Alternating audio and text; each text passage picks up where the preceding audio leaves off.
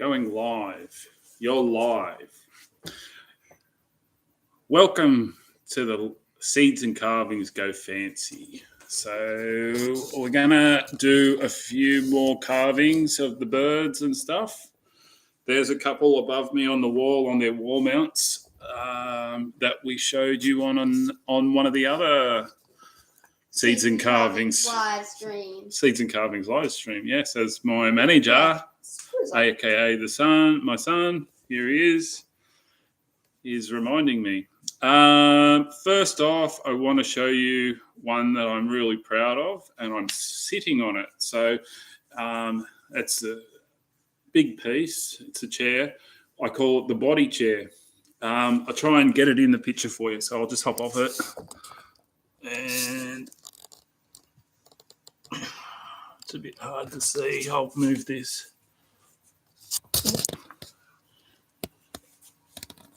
So here's, I don't know if you can see it real good,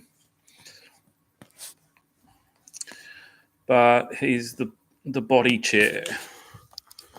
And he's really comfortable to sit in. Yes, thank you, body chair. He's a really big piece, and he's carved out of salvage timbers, like all of my work. You're going crazy, are you? That's funny. All right, well, why don't you pass me the first one to show everyone out there? So the first one I'm going to show you today is the hummingbird. So the hummingbirds, I just did him wings back in a pink sort of a flower on a nice bent bit of metal, and the base. I'm thinking about changing the base actually to a piece of stone, because I'm not I think the base kind of lets it down a little bit because he's really nice. But I think just the base is a little bit plain. So I might change that base, but that's the first one today, the hummingbird. And he's done from Banksia. The bird's done from Banksia. And I think the base is just some plain piney sort of looking stuff. I'm not actually sure. Up next is the scarlet honeyeater. So this tree fell down in a big storm, not the floods we had 12 months ago. This guy fell down around our area near where I live, and I saw the tree down, and I didn't know if the timber was suited to do any carving, so I let it dry out, and really hard, really solid timber. So I did this guy out of it, scarlet honeyeater. So it's always scary when you do a bird with a long sort of curved beak. You're always scared you're going to break it. So I tend to do that beak right at the end. And that's on a stone base. And that's what I'm thinking I'll do. The first bird, the hummingbird, I put a stone base on it. Always good to give it some balance. Nice and sturdy on the bottom with the stone base. And then it just got me the next one. Thank you. Bit of a Aussie classic. It's a rainbow bee eater. So he's got beautiful gold through the head, into a green. And I love on his neckline, he has this black curve. It almost looks like a smile. So you can kind of see that. And then as it continues down his body, it goes, I'll just pop it up there. It goes into a bluey black and dark color on the tip of the tail. And then as he opens his wing up in flight, he has some really nice oranges and other tones and blends of colors through it.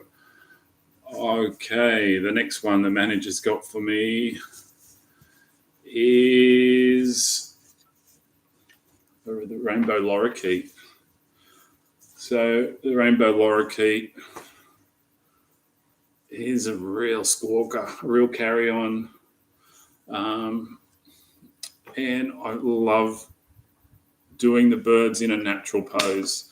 So you'll see, like the one behind me, he's up, like it's if he's singing away.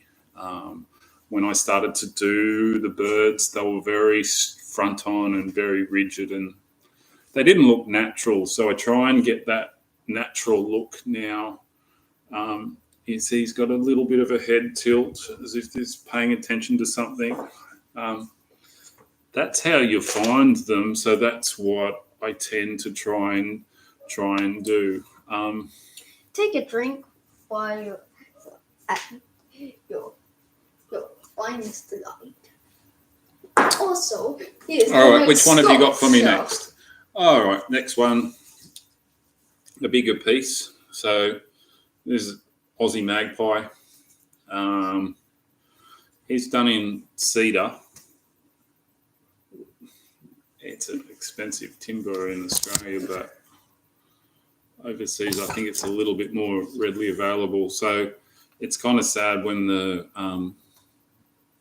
rainforest trees come down, and rather than see them get wood chipped and pulped and just rot away into nothing, I try and give them a second lease of life. So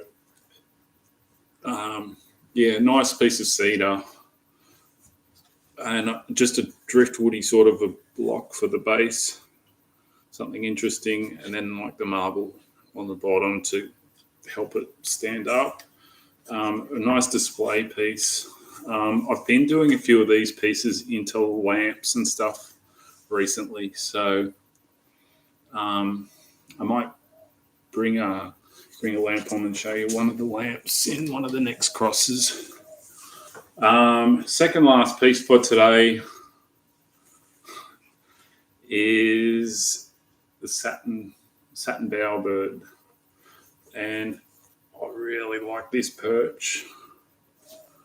It's a nice big perch.